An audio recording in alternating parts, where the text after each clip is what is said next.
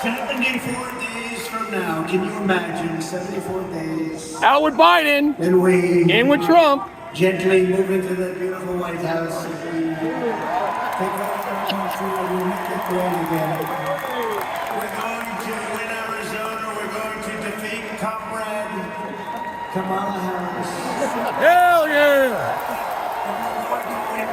No, no, no, White House. no. We're going to win it back. We're going to win it back in record force.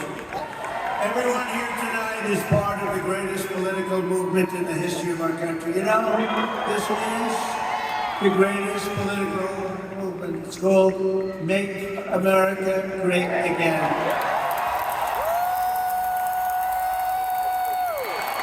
And it's right now bigger and better and stronger than it ever was before. You know, we won in 2016 and we did much better in 2020. A lot of people don't understand that, but we understand it. Millions and millions more votes. But those two are nothing like the spirit that we have now. It's amazing. That's because we've seen how bad government can be. That's why it's combinations of a lot of things. But the job they've done in destroying our country is unbelievable, and people have seen it. And because of that, there's never been anything like this. Right, Carrie? Right? Our movement is not about Democrat versus Republican. It's about patriotism and common sense. We have a common sense. We're the party of common sense. You say what you want. Nice to say conservative, but really, we're the party of common sense. We want fair elections, free elections. We want strong borders. We want a great military. We want great education. We want a nice home and low interest rates. We want taxes and no regulations. That's why we're welcoming support from millions and millions of disaffected Democrats, and they are joining like wildfire. Now it's a little different than it was. You know, we had somebody, I was up 18 points, and they said, Joe, you can't win, you're getting out of the race. No, I want to go over and give it a shot. No, Joe, you're getting out of the race, Joe. And if you don't do it the nice way, we'll do it the tough way, Joe. And he said, okay, now I have a new opponent. This never happened before. We spent $100 million. We should check her gender. Defeating him. And as soon as he was gonzo, it all started with the debate. The debate. All that time, all that effort. A friend of mine said, you did a terrible job in the debate. I said, why do you say that? Everybody said I was brilliant. He said, no, you got him out of the race with that debate. All right. We have to do what we have to do, right? We have to do what we have to do. And now we have somebody that in theory should be easier to beat. In theory, where she's a radical left Marxist and everybody knows it. But we're welcoming the support from millions of disaffected Democrats, independents, moderates, old-fashioned liberals who still believe in things like little things like borders. I was there yesterday. That's a scary place. Sir, it's about time that you get out of the sun, sir. We're going to have to get you out of here, sir. Let's get the hell out of here. She was the border czar. She presided over the worst border in history. Not American history, world history.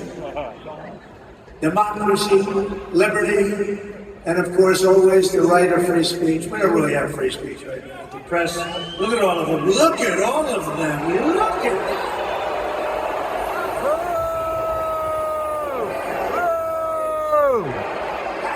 Fake news! That's a lot of fake news. Fake news suck! Fake news suck! Gone forever is the old Democratic Party of FDR, JFK, and that's not even Bill Clinton. Kamala Harris's Democrat Party is the party of free health care for illegal aliens, communist-style price controls, defund the police. All her life she wants to defund the police. A little while ago she changed, didn't she? Banning gas-powered cars and sex changes for minor children without parental consent. How would you like that? Without parental consent, can you imagine your kid comes home without parental consent? What happened to my baby? What happened? The true divide in American politics today is between these four far-left fascists, led by Harris and her group, and you know who her group is, and citizens of all political backgrounds who love our country, share traditional American values, the values that you have right here in this great state, and look past our differences to unite around a thing called our great American flag. And we should speak to our great congressmen and congresswomen. They ought to make it illegal to burn the American flag.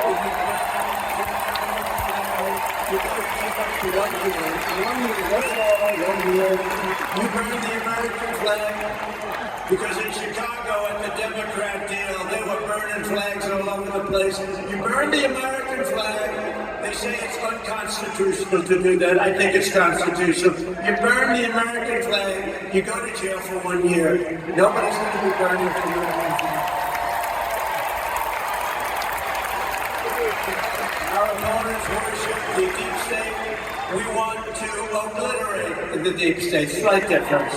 Our opponents, thank you. Our opponents join with warmongers and neocons to wage endless wars. These wars that never end. We don't even know who the hell the country is that we're fighting. We believe that America is strongest when America is at peace. We want peace through strength. That's what we want. Like we had 4 years ago. We wiped out ISIS for a year. It was supposed to take 5 years to beat ISIS. I did it in 3 weeks. They support coercive COVID vaccine mandates and want to fire you. If you don't obey, you get fired. We oppose these mandates as a fundamental violation of our God-given rights. We don't want the mandates. We don't want the mandates. They want to arrest their political opponents and silence those who disagree. We reject censorship in all forms, and we believe in freedom, open debate, and fair, equal, and impartial justice under the constitutional rule of law. Our opponents slander us as a threat to democracy. Trump is a threat to democracy. No, they're a threat to democracy. How many times have you heard, it's a talking point for them, right, Deb? It's a talking point. Donald Trump is a threat to democracy. And those guys say it too, because they're the same thing. They're like a part. They're a subsidiary of the Democrat. Meanwhile, they bring their primaries. They force out Joe Biden. They force him out of the party. Joe Biden got 14 million votes in an unconstitutional coup, and they appoint a nominee who never got a single vote. And when she ran against this guy, and I'm no fan, he was the worst president in the history of our country, he let in millions and millions of people through her. Let in millions of people would destroy our country. Are we going to get those people out, the people that came in here from jails and prisons? But they threw him out. They ran against each other for the primary, and she never even made it to the first state, the great state of Iowa. Never made it. And now she's the one running. It's a little strange, isn't it? So you see, that's really a threat to democracy if you get right down to it. In our movement, we know that democracy does not mean ruled by the Democrat establishment. It means ruled by the American people. Tonight, I'm very pleased to welcome a man who has been an incredible champion for so many of these values that we all share, and we've shared them for a long time. I don't think too many of you people have heard of him. He's very low-key. He's a very low-key person, but he's highly respected. He is a great person. I've known him for so long. For the past 16 months, Robert F. Kennedy Jr.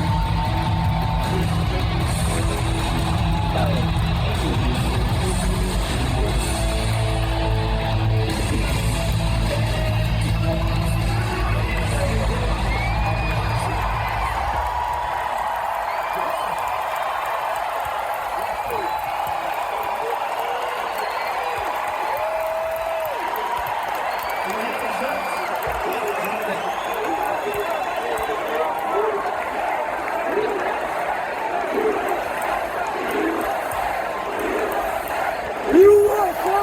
USA! 16 months, Bobby has run an extraordinary campaign for President of the United States. I know, because he also went after me a couple of times. I didn't like it. And I mean this sincerely. Had he been allowed to enter the Democrat primary, he would have easily beaten Joe Biden, but they wouldn't let him. They put up rules I've never seen rules like that. Have 65% of the vote in order to run, little things like that. His candidacy has inspired millions and millions of Americans, raised critical issues that have been too long ignored in this country, and brought together people from across the political spectrum in a positive campaign grounded in the American values of his father, Robert Kennedy, a great man.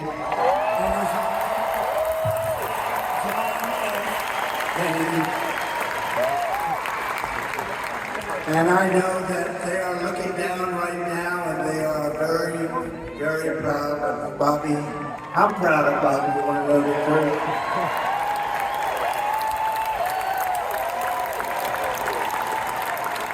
And I don't think I've ever introduced anyone that got applause like he just got. I must not. I don't.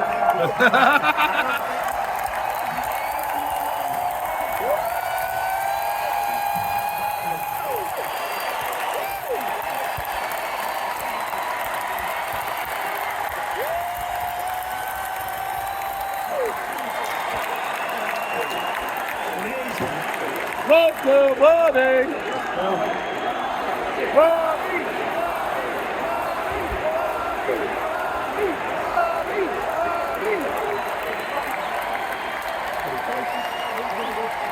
Soon after I was, can't even believe I have to say this, nearly assassinated in Pennsylvania last month, Bobby called me to express his best wishes.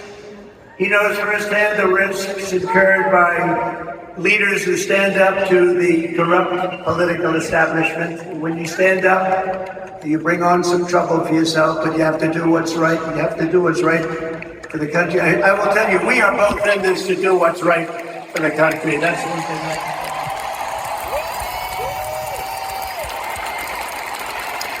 He lost his father and uncle in service to our country, and Bobby himself was subject to repeated threats to his safety during the course of his campaign, while being denied protection by the Harris-Biden. And this is a tribute in honor of Bobby. I am announcing tonight that upon my election, I will establish a new independent Presidential Commission on Assassination Attempts. And they will be tasked with releasing all of the remaining documents pertaining to the assassination of President Trump.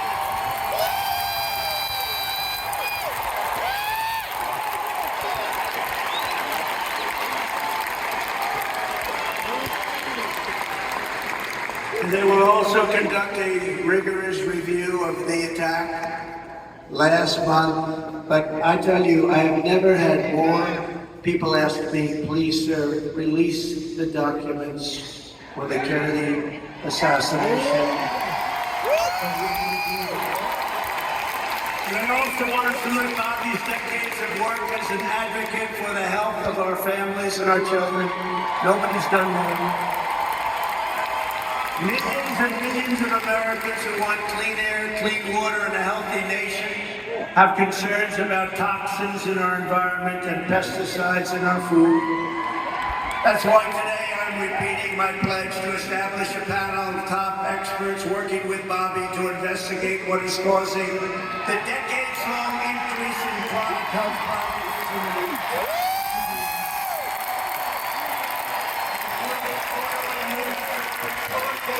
Obesity, infertility, and many more.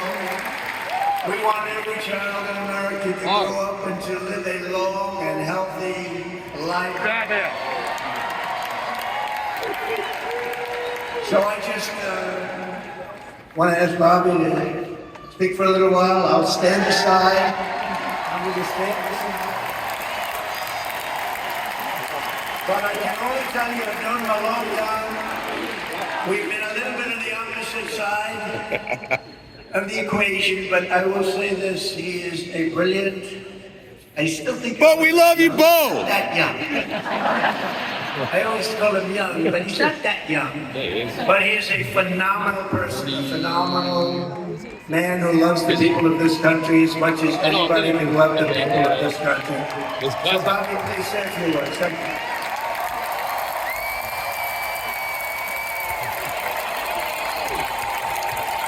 Eddie! Thank you. Thank you for the job. Bobby! Bobby! Bobby! Bobby! Bobby!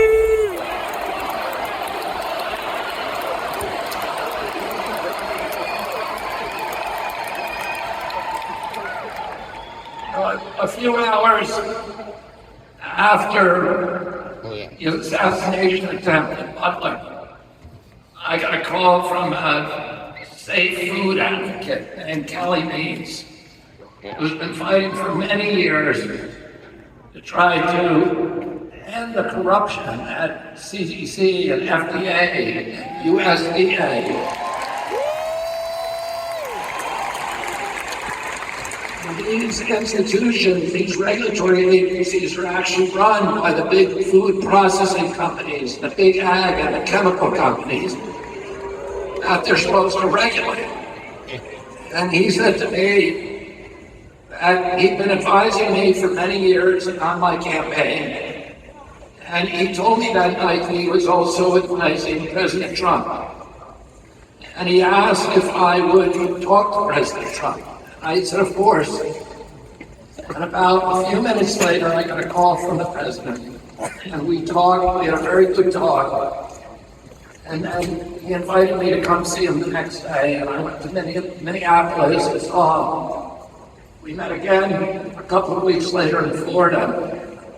And we talked about, not about the things that separate us because we don't agree on everything, but on the values and the issues that bind us together. And one of the issues that he talked about was having safe food and ending the chronic disease epidemic.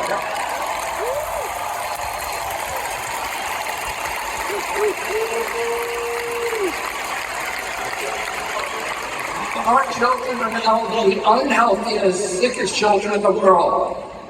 Don't you want healthy children? And don't you want the chemicals out of our food? And don't you want the regulatory agencies to be free from corporate corruption? And that's what President Trump told me that he wanted. He also told me that he wanted to end the grip of the neocons on U.S. foreign policy.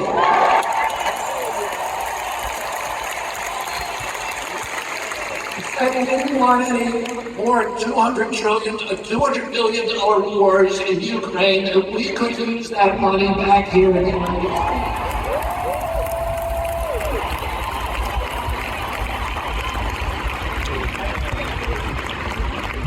And the best way to build a safe America is to rebuild our industrial base and rebuild the middle class in this country.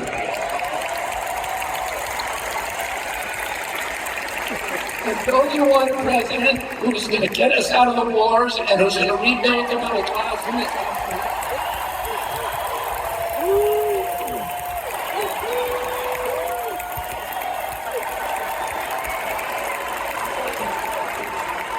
And he told me that he wanted to end the censorship because the whole basis of American democracy is the free flow of information.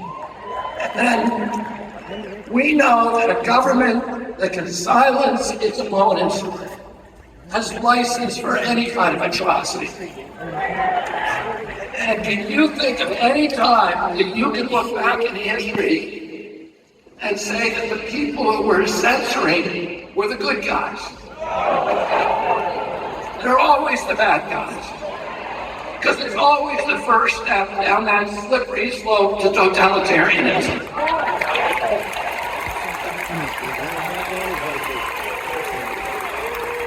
Don't you want a president who's going to protect America's freedoms?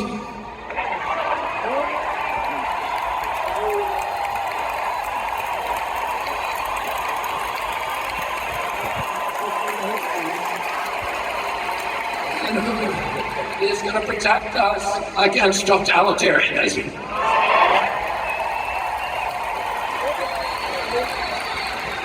I want you to ask you again, don't you want a safe environment for your children? Don't you want to know the food that you're feeding them is not filled with chemicals that are going to give them cancer and chronic disease?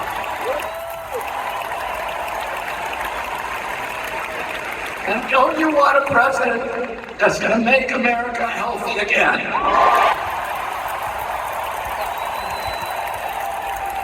Thank you all very much. God bless you. And God bless America.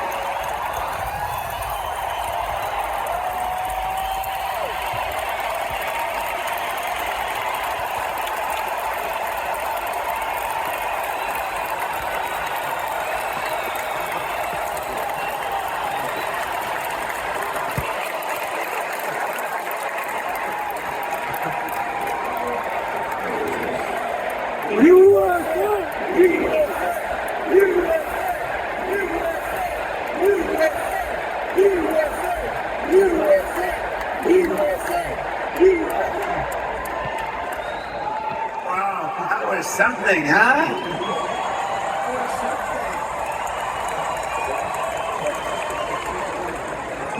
Fantastic guy. You know, he did well, and the polls are good and all, but you have to remember we have sort of like a two-party system. It was designed that way, and it's awfully tough. And as well as he did, he'd be at 10 and 15 and 16 points sometimes. That's a lot. That's a lot. But if he were in a regular system, like as a Democrat or perhaps as a Republican, but not against me, of course.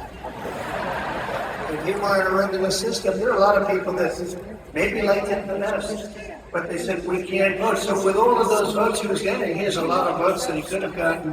I think he's going to have a huge influence. We're leading now, but I think he's going to have a huge influence in this campaign.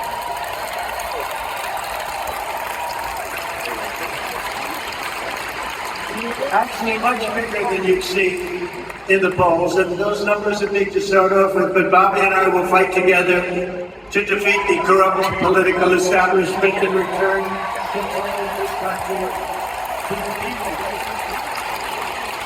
And all who supported Bobby's campaign, I very simply ask you join us in building this coalition. It's a beautiful coalition. In defense of liberty and safety, prosperity and peace, it's going to be an incredible coalition, and the relationship has been so good for so long, I have no doubt. It's going to work, it will work well, but we have to win. We have to take our country away from these people that are going to destroy our country. We won't have a country left. So thank you very much. We need your vote. As you all know, this week the Democrats held their convention. You probably saw their party. It sucked! The media says the big message from their convention was that we need to turn the page from the failures of the last 4 years. Do you believe it? Screw fake news! They've run it for the last 4 years. We were saying last night, we will stop the abuse, we will stop the high taxes. I said that you could have done it 3.5 years ago. In fact, you could leave that nice auditorium that you're in and go to the White House right now. You want to have a strong border? All you have to do is say to the incredible Border Patrol, ICE, law enforcement, close the border now. You don't need bills.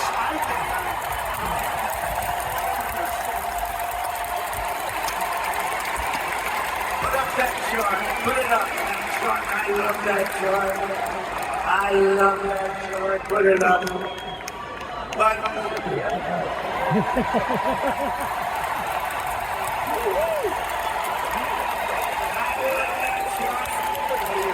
not everybody realizes, but that chart is very meaningful.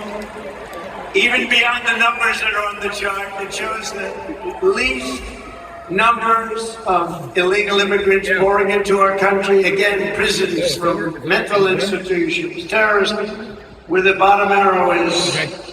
You know what? That chart is meaningful in many ways. Some people understand what I'm talking about. I love you, darling. I'm going to sleep with that chart. But isn't that a beautiful sight? Look at that. Look at that arrow. And then look at what happens when that was my last week in office. And look what happens after I left. It's like a rocket ship. Look at that. Isn't that terrible? No vetting, no checking. We have no idea who they are. They just pour into our country by the millions and millions and millions.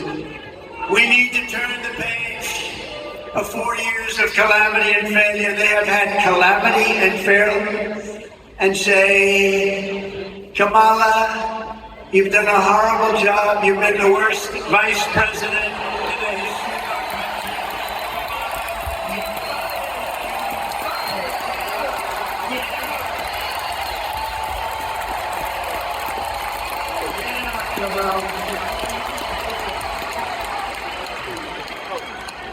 He's the only person ever to get a nomination of a party without getting one vote. She didn't get one vote. Hey, maybe she's smarter than we think. You know, you could look at it that way. As Vice President, Kamala cast the deciding votes, causing the worst inflation in decades, costing the typical American household $28,000. Think of this, higher prices. It was inflation, $28,000. As borders are, she flooded America with savage illegal alien criminals who have been raping, pillaging, and killing our cities and our towns. 3 years ago this week, she was the final vote on the catastrophic Afghanistan withdrawal. And we were withdrawing, but we were going to withdraw with dignity, with grace, and with strength. We would have been out faster, but we were going to keep boggling. But that was the most embarrassing event in the history of our country, leading to horrific war and humiliation all over the world. When Putin saw that, he invaded Ukraine. It brought a lot of people back because they said the United States is run by incompetent people. The United States is no longer respected. It's no longer strong. That's what they said. A lot of these things that you're seeing now wouldn't have happened except for the horrible, horrible event of Afghanistan. You know, I was dealing with the leader of Afghanistan, Abdul, and I said, Abdul, you can't kill our people. He was killing some people. I had a strong talk with him. I'm not going to get into it exactly. We went 18 months without one soldier being sniped at or shot.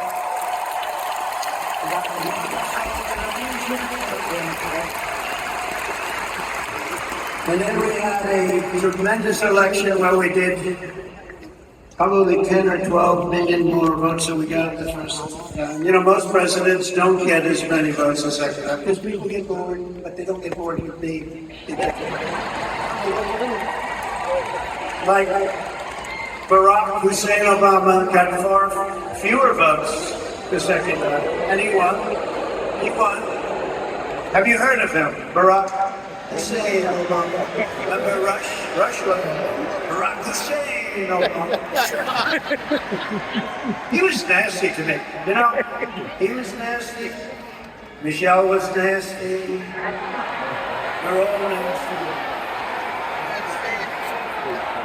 They were very nice. I was surprised. I thought he was, and I was sort of nice to them. I said, no, you know, I like them. It didn't matter.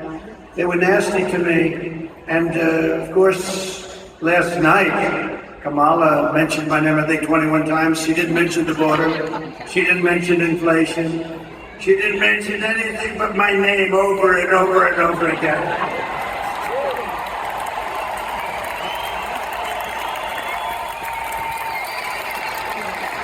She blamed me for the border. I haven't been there in 4 years. You saw it. I had the safest border, the best border we've ever had. She blamed me for the border. They lied so much. They lied about everything. She said I was involved with something called Project 25. I don't even know what the hell it is. No, they really were nasty. And then they say to me, sir, please stick to policy. Don't stick to personality. You should be nice to people, sir. You have to be nice. I call them up, my geniuses, they get paid a fortune. Actually, not that much. But I call up my people. They say they're knocking the hell out of me, and you say I shouldn't get personal. I have to get personal, don't I? They get personal. But I'm going to do my best. So they're allowed to get personal with me, but I'm not allowed to get personal.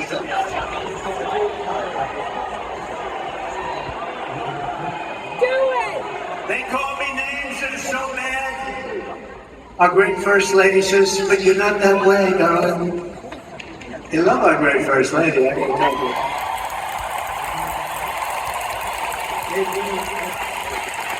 But darling, you're not that way. I said, I know that.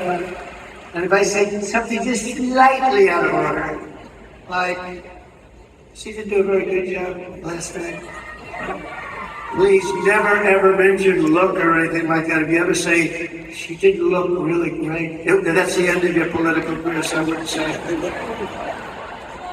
How about her opening where she said, thank you, thank you, thank you, thank you, thank you, thank you, thank you, thank you. I said, what the hell is wrong with her, Dad? Candy Lacio, she's a winner. Is that Sheriff Joe?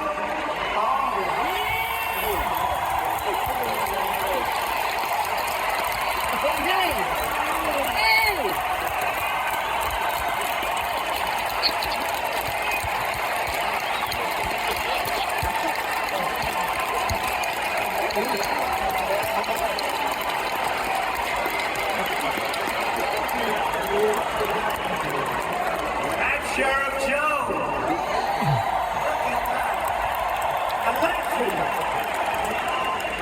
You know, Sheriff Joe's looking at these clowns where they have no idea what they're doing, when people come in by the millions.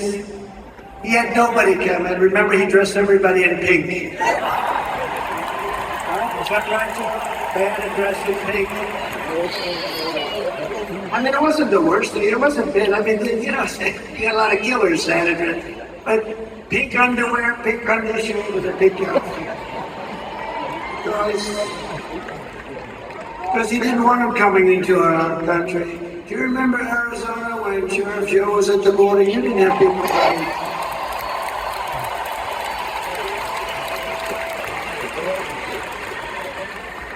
I think for the 1 year he had one person come in when they got him. Now we have 3 million people coming in through your border. Oh, through the whole thing, it's ridiculous. It's not. Joe, it's an honor, and I'll tell you, people didn't treat you right. You are a legend, and you did the job like.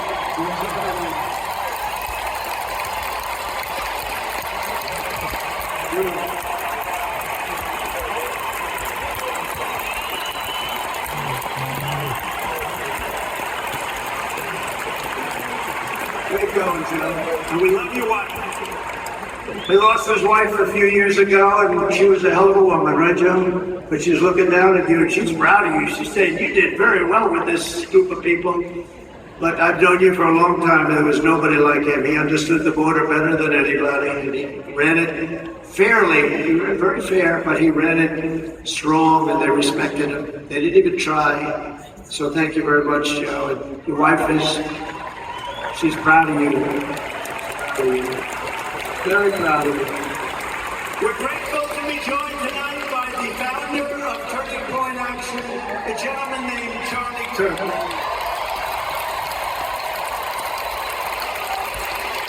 Thank you, Charlie. What a job he does. I said, Charlie, do me a favor. We got this thing won, but do me a favor, make sure they don't cheat.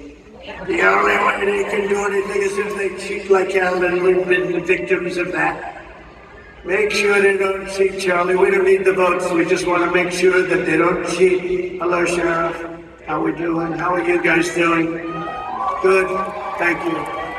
We need every sheriff to get over there, every law enforcement official, because we got the votes. We got to make sure everything's on the up and up. Charlie and his team of people. I mean, he's got hundreds of thousands of young people. It's actually quite discriminatory. Charlie, have you ever been sued by old people for not accepting them? He's got the youngest looking group of people, and they're warriors. They're unbelievable. The job Charlie has done is incredible. Thank you, Charlie. Thank you, Charlie. The job he's done is really incredible. Also with us is an incredible congresswoman who has decided to go into a certain board. And you know what I'm talking about? The most important board maybe in the whole country. And she's going to make sure everything's on the up and up. Debbie, let's go. Debbie, thank you. Congresswoman. Thank you, Debbie. You just won a big election by a massive. Oh, you won that election easy. So you won it pretty easy. Another person who's a friend of mine, he's a warrior for a long time. He's great. He loves his state, loves our country. Andy Biggs, Congressman.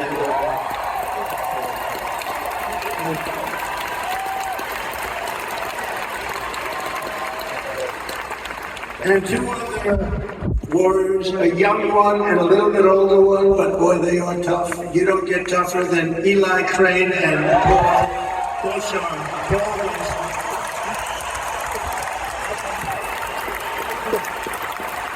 Thank you, beautiful, great people. And the next congressman from Arizona's 8th District, Abe Holiday. Wow. He's going to be good for a long time. He's a young gentleman. Great job, great heart. He went through a tough one. Arizona GOP chairwoman, she is doing a job.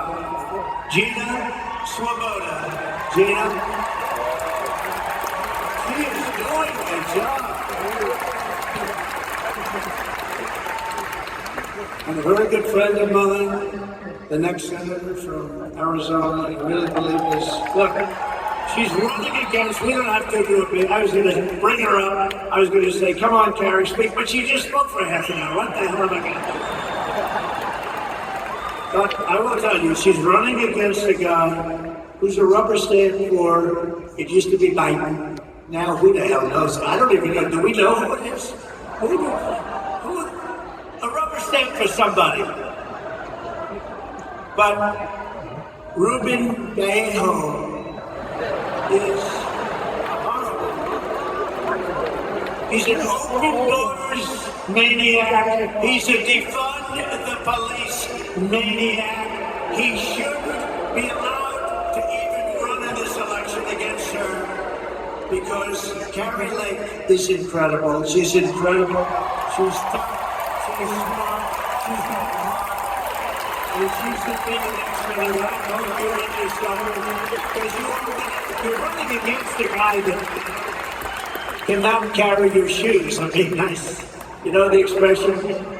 Can't carry her shoes. And you're going to have a big victory, and we're going to work together, and we're going to make sure we win this state. I say this presidentially, if we win this state, which we're expected to, we're leading and all of that, we win the presidency, and we have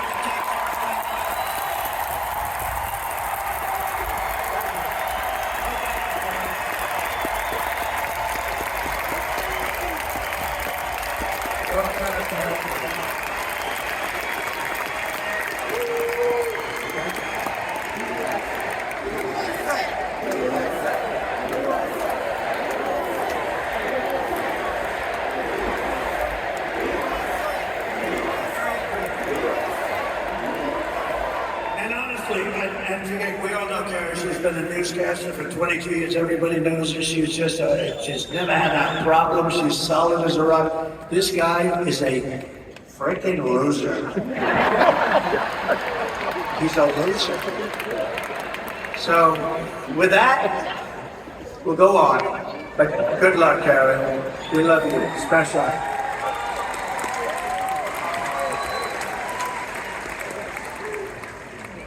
Since Democrats didn't talk about Kamala's horrendous record last night, we will. For nearly 4 years, comrade Kamala Harris. I use that term, I don't know if it's is it good or not? Let's do it. Let's do it next week, folks. Instead of spending $250,000 to a pollster that doesn't even poll, you know what they do? They take your money and they say, let's see, all right, 49 to 50. It's one of the greatest businesses in history. I get a free poll here. Do you like the name? She's a radical left lunatic.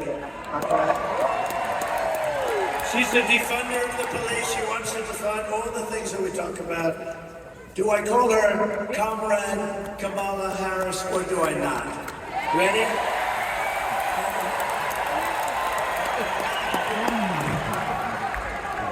What do I do there? You tell me. You can tell me better than anybody. Okay, ready? I'll say yes or no. Yes.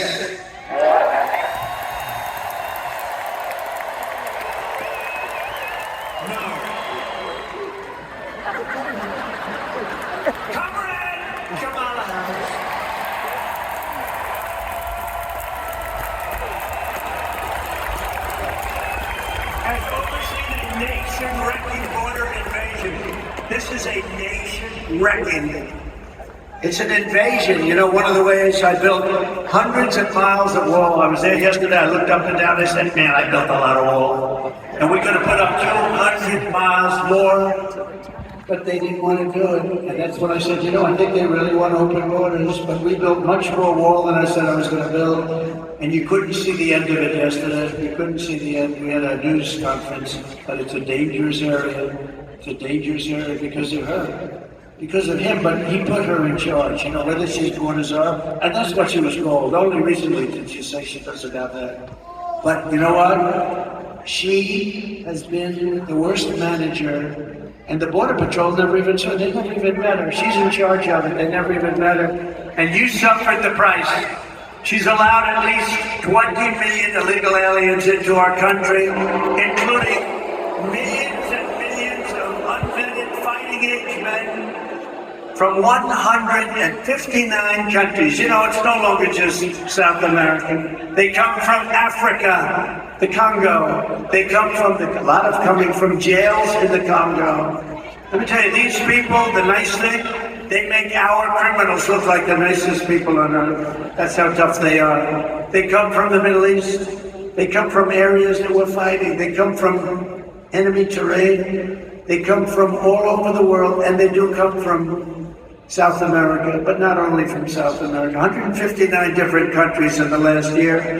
And they're totally unchecked and unvetted. Every single year she's been in office, she has set an all-time high illegal border crossings record, triple and quadruple what the year before, where I'd have like 150,000 and she'd have 2.5 million.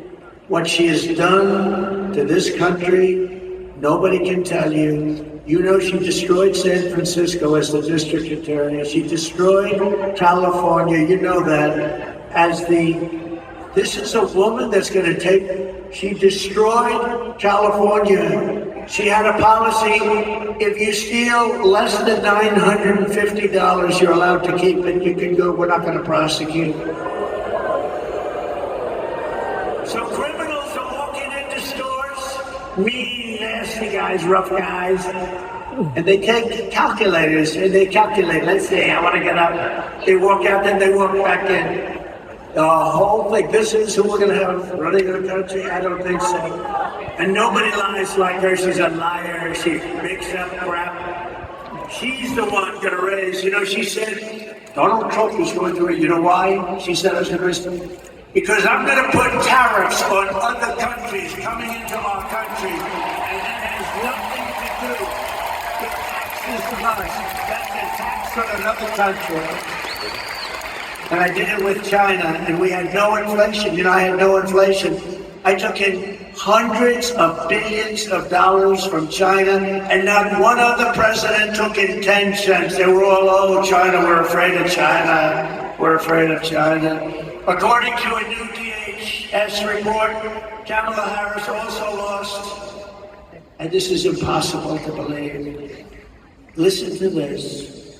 325,000 migrant children are gone. They're missing. She allowed them to be trafficked into our country.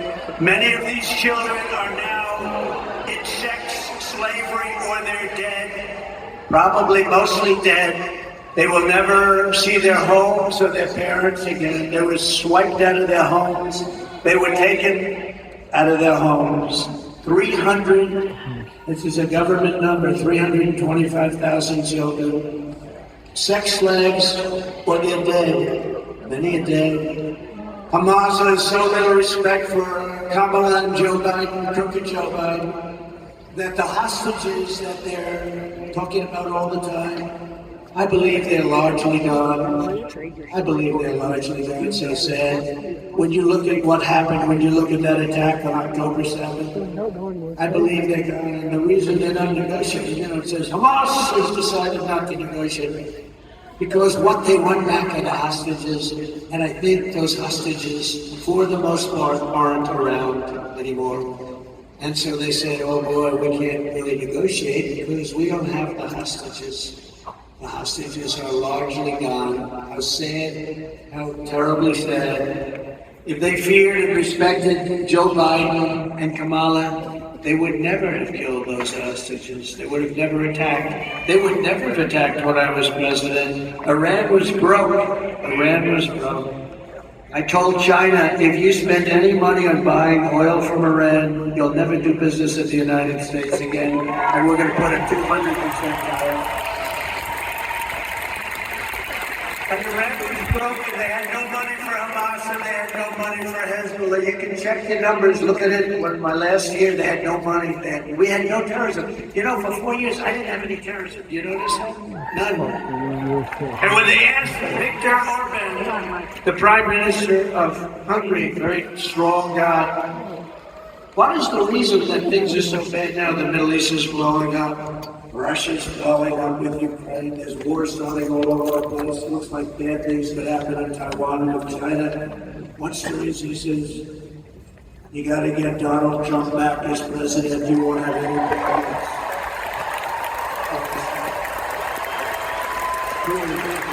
It's true. They respected your country. They respected your leader, but they respected our country. Now they laugh at our country. Our country has become a joke. She's provided deportation immunity to the vast majority of criminal aliens living inside the United States and is importing MS-13 gang members, known as the most violent gang of them all, into our cities and into our high schools. Think of it, they're coming into our high schools. Kamala has sent loose thousands of Venezuelan gang members who, according to law enforcement bulletins, have been given a license to shoot American police officers. You know that, right? Under Harris, ICE deportations are at the lowest level in history, the history of our country. She supports deadly sanctuary cities. Now, of course, she's flip-flopping and everything. You do know that, right? You know that, Joe? She's flip-flopping and everything. Debbie Red? She's a flip-flopper. Andy, she's a flip-flopper. She flip-flops and everything. Because she was bold. She said she didn't do too well. That's probably why she was the first out of 22 people. I can't get over it. She was the first failure. And now she's running. Oh, we're going to meet her. I look forward to the debate, too.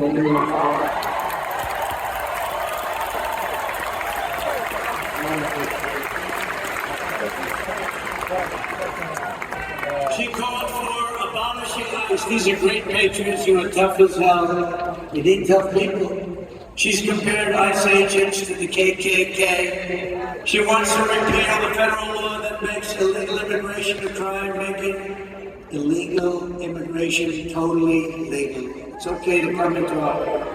She